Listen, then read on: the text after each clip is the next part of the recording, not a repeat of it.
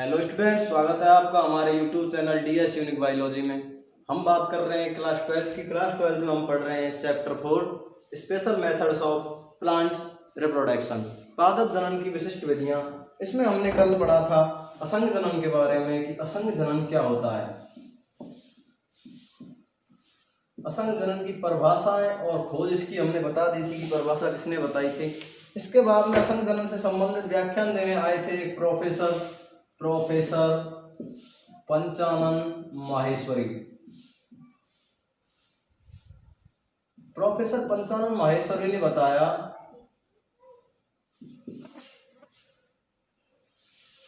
ये आए थे 1950 में। ये बहुत बड़े वनस्पति विज्ञ थे और इन्होंने बताया कि जो आपका युग्मकोद्भिद असंग जनन जो होता है, दो प्रकार के हमने पढ़े थे, बीजाणुविद असंग जनन और युग्मकोद्भिद असंग जनन। युग्मकोद्भिद असंग जनन जो होता है वो आपने देखा था कि दो प्रकार का होता है, और दो प्रकार कौन कौन से थे। फर्स्ट जो आपका अनावर्ती असंग जनन, नॉन रिकरेंट एपोमिक्सिस, और दूसरा प्रकार आपका था आवर्ती या पुनरावर्ती असंग जनन, आवर्ती या पुनरावर्ती असंग जनन। लेकिन इनको पुनः आगे कई भागों में बांटा जाता है, और आपका जो सिलेबस है जिसमें आपके अध्ययन में दे रखा है उसमें केवल ये बताया गया है कि असंग जनन के 4 प्रकार हमें पढ़ने हैं, जिनमें से 2 प्रकार हैं आवर्ती और अनावर्ती, और तीसरा प्रकार है आपका अपस्थानिक भ्रूणता।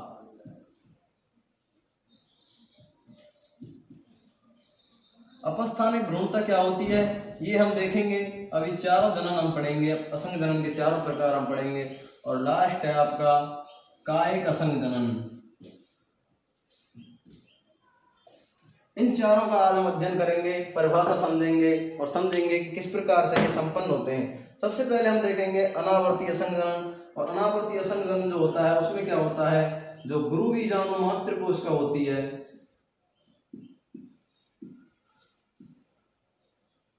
गुरु बीजाणु मातृ कोशिका, गुरु बीजाणु मातृ कोशिका से एगोनित भ्रूण कोश का निर्माण होता है, और एगोनित भ्रूण कोश से एगोनित ही अंड का निर्माण होता है। एगोनित अंड का निर्माण एगोनित भ्रूण कोश से होता है, और यहाँ से जो अनावर्ती असंग जनन की प्रक्रिया है वो बढ़ जाएगी 2 टाइप्स में। और दोनों टाइप कौन सी होंगी, यदि एगोनित अंड से बिना निषेचन के भ्रूण का निर्माण हो जाता है, यदि एगोनित अंड संरचना से बिना निषेचन के भ्रूण का निर्माण हो जाता है तो इसे हम कहेंगे एगोनित अनिषेक बीजता। क्या कहेंगे इसे हम, एगोनित अनिषेक बीजता या एगोनित अंड निषेचन, एगोनित अनिषेक बीजता। एगोनित अनिषेक बीजता ऐसे हम कहेंगे यदि एगोनित अंड से बिना निषेचन के किसका निर्माण हो जाएगा, भ्रूण का निर्माण हो जाएगा। और ये जो एगोनित अनिषेक बीजता है इसका जो अध्ययन किया था सर्वप्रथम वो किया था जॉर्ज जेनसन नामक वैज्ञानिक ने। जॉर्ज जेनसन एक साइंटिस्ट थे जिन्होंने क्या बताया था, एगोनित अनिषेक बीजता का निर्माण बताया था। और देखिए, यदि एगोनित भ्रूण कोश से एगोनित अंड के अलावा और किसी मादा युग्मकोद्भिद की कोशिका से, यहाँ से आपका सेकंड टाइप निकलेगी, यहाँ से यदि मादा युग्मकोद्भिद की अन्य किसी कोशिका से, मादा युग्मकोद्भिद की अन्य किसी कोशिका से, अन्य कोशिका से भ्रूण का निर्माण होता है, अन्य कोशिका से भ्रूण निर्माण होता है, इसे हम कहेंगे जनन अपयुग्मन। जनन अपयुग्मन क्या होता है, यदि भ्रूण का निर्माण मादा युग्मकोद्भिद की अन्य किसी कोशिका से होता है अंड कोशिका के अलावा, उसे हम कहेंगे जनन अपयुग्मन। यानी कि हमने देखा कि जो अनावर्तीय संघजनन होता है, नॉन रिकरेंट रिप्रोडक्शन, उसके 2 टाइप्स पाई जाती हैं। पहली होती है अगुणित अनिषेक बीजता और दूसरी होती है जनन अपयुग्मन। ये दोनों टाइप्स हमने पढ़ी हैं अनावर्तीय संघजनन में। अब हम देखेंगे आवर्ती या पुनरावर्ती असंघजनन। आवर्ती या पुनरावर्ती असंघजनन क्या होता है? इसमें अगुणित भ्रूण से अगुणित कोशिका का निर्माण होगा और अगुणित कोशिका से अगुणित भ्रूण का निर्माण होगा। जो अगुणित भ्रूण कोश होगा उससे क्या होगा, प्रसूतक कोशिकाओं से 2 प्रकार का ये पाया जाता है आपका आवर्तीय संघजनन, जिसमें पहला है आपका जनन अपयुग्मन, या आप कह सकते हैं केवल अपयुग्मन। जैसा कि आपने युग्मकोद्भिद असंघजनन पढ़ा था, उसी प्रकार से यहाँ आप अपयुग्मन पढ़ेंगे। और इसका दूसरा प्रकार है वो भी हम इसके साथ ही पढ़ेंगे। सबसे पहले हम ये देख लेते हैं कि अपयुग्मन क्या होता है।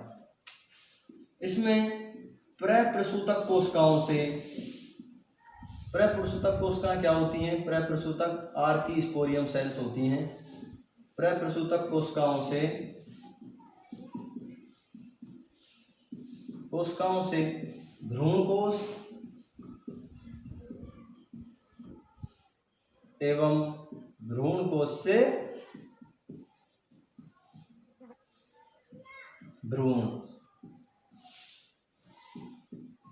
इनका निर्माण होगा। प्रसूतक कोशिका आर्की स्पोरियम सेल्स जो होती हैं उनसे भ्रूण कोश का निर्माण होगा और भ्रूण कोश से भ्रूण का निर्माण होगा। इसे हम क्या बोलते हैं? अपयुग्मन बोलते हैं। आवर्तीय असंघजनन में एक और होता है आपका युग्मकोद्भिद असंघजनन, जो कि आप पहले ही पढ़ चुके हैं। युग्मकोद्भिद असंघजनन क्या होता है, जिसमें आपने 2 टाइप पढ़ी थी, अगुणित अनिषेक बीजता और जनन अपयुग्मन, वही यहाँ पर है। इसके बाद में है अपस्थानिक भ्रूणता, और ये बहुत ही अच्छा टॉपिक है। कई बार 12th में भी इसमें संबंधित प्रश्न पूछा जाता है और कई बार कॉम्पिटिटिव एग्जाम्स में भी प्रश्न पूछा जाता है। Third is अपस्थानिक भ्रूणता।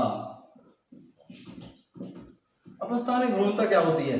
देखिए, अपस्थानिक भ्रूणता में क्या होगा, जो भ्रूण है उसका निर्माण बीजांडकाय या अध्यावरण ऐसी संरचनाओं से होगा जो कि भ्रूण कोश से बाहर स्थित होंगी। अर्थात हम कह सकते हैं कि भ्रूण का निर्माण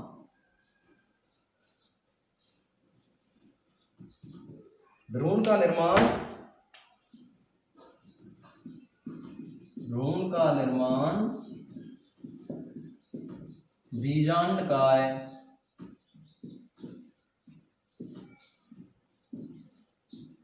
अध्यावरण आदि संरचनाओं से होता है।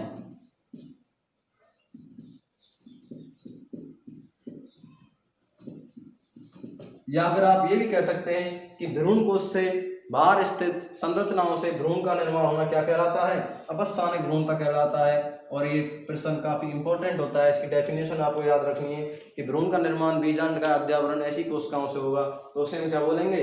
अपस्थानिक भ्रूणता कहेंगे। और अपस्थानिक भ्रूणता के बाद में आपका लास्ट जो टॉपिक है इसका असंघजनन का, वो है कायिक असंघजनन। जैसे कि आपने कायिक जनन पढ़ा था, जिसमें आपने पढ़ा था कि बॉडी के किसी भी भाग से क्या होगा? जनन होगा। उसी प्रकार से यहाँ पर असंघजनन किसके द्वारा होगा? बॉडी के द्वारा होगा, क्योंकि यहाँ पर क्या वर्ड आ रहा है? कायिक या दैहिक, यानी कि किसके ऊपर आएगी बात? बॉडी के। तो मैं आपको बता दूं कि इसमें कुछ कलिका निकलती हैं, पत्र कलिका अथवा प्रवर्ध निकलते हैं। प्रवर्ध मैंने आपको बताया था फर्स्ट चैप्टर में। प्रवर्ध क्या होता है? प्रवर्ध ऐसी संरचना होती हैं जिनसे कायिक जनन संपन्न होता है। तो इसमें क्या होता है? पत्र कलिका अथवा प्रवर्ध निकलते हैं और उनसे क्या होगा? भ्रूण का निर्माण होगा। जनन का काम क्या होता है? भ्रूण का निर्माण करना। तो इसमें किससे होगा भ्रूण का निर्माण? पत्र कलिका अथवा प्रवर्ध से होगा। ऐसा कोई खास टॉपिक नहीं है, खास कोई डेफिनेशन नहीं है। इसको आपको याद रखने की आवश्यकता नहीं है। कायिक जहाँ पर वर्ड आ जाए उसमें सीधी सी बात है आपको क्या यूज करना है, बॉडी के किसी भी अंग से होगा जन्म। असंग जनन आप जानते हैं क्या होगा, लैंगिक जनन की किसी ऐसी विधि द्वारा प्रतिस्थापन जिसमें निषेचन एवं क्या नहीं होता है, युग्मक संलयन या फिर अर्धसूत्रन नहीं होता है। तो कायिक वर्ड आ गया और दूसरा वर्ड आ गया आपका असंग जनन। तो इसमें आपको सामान्य सी बात है पत्र कलका अथवा प्रवृत्त निकलेंगे, उसके द्वारा क्या होगा, असंग जनन संपन्न होगा। 4 प्रकार हमने पढ़ लिए असंग जनन के, अनावर्ती असंग जनन, पुनरावर्ती या आवर्ती असंग जनन, अवस्थानिक भ्रूणता और कायिक असंग जनन। ये चारों हमने देखे, स्क्रीनशॉट आप ले सकते हैं, बहुत ही आराम से हमने पढ़ा। इसके बाद में एक और असंग जनन का टॉपिक है और वो है असंग जनन का महत्व, कि असंग जनन का पादपों में क्या महत्व होता है, क्या ऐसे इसके लाभ हैं जो मानव को मिलते हैं। देखिए आप असंग जनन का महत्व, असंग जनन का महत्व, इम्पोर्टेंस ऑफ एपोमिक्सिस। देखिए सबसे पहले असंग जनन क्या होता है, युग्मक संलयन अथवा अर्धसूत्रण नहीं होता है। सामान्य सी बात है जब अर्धसूत्रण नहीं होगा या अर्धसूत्री विभाजन नहीं होगा, अर्धसूत्रण नहीं होगा तो युग्मकों की संख्या में कोई परिवर्तन नहीं आएगा। तो युग्मकों की संख्या क्या रहेगी, युग्मकों की संख्या मात्र जो कोशिकाएं उनके समान ही रहेगी या मात्र पीढ़ी या पैतृक पीढ़ी के समान रहेगी। और जब संख्या समान रहेंगी तो क्या नहीं होगा, युग्मकों का पृथक्करण नहीं होता है, या पृथक्करण क्या मतलब अलग अलग ये नहीं होते हैं। और क्या नहीं होता है, पुनर्संयोजन इनका नहीं होता है, दोबारा से कोई ऐसी व्यवस्था नहीं बनती है जिससे कि जो पीढ़ी आए उसमें परिवर्तन आ सके। इन चीजों से हमने एक बात समझी, अर्धसूत्रण नहीं होगा, युग्मकों की संख्या समान रहेगी, पृथक्करण एवं पुनर्संयोजन नहीं होता है। तो इसका मतलब यह है कि पैतृक पीढ़ी और जो पुत्री पीढ़ी आएगी वो दोनों पीढ़ियां समान रहेंगी। तो इसका अर्थ ये हुआ, सबसे इम्पोर्टेंट जो इसका असंग जनन का महत्व है वो ये है कि इससे क्लोन बना सकते हैं, क्लोन बना सकते हैं। असंग जनन से क्लोन बनाने में आसानी होता है।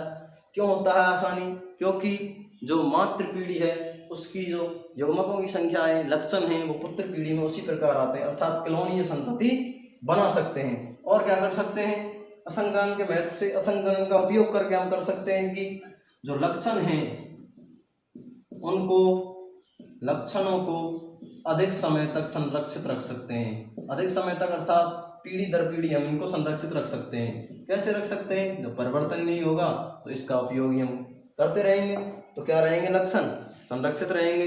असंग जनन के बारे में संपूर्ण अध्ययन हमने कर लिया, चारों प्रकार के असंग जनन पढ़ लिए, किसने इसका अध्ययन किया, इनकी डेफिनेशंस क्या हैं, इनके संबंधित क्वेश्चंस हमने पढ़े।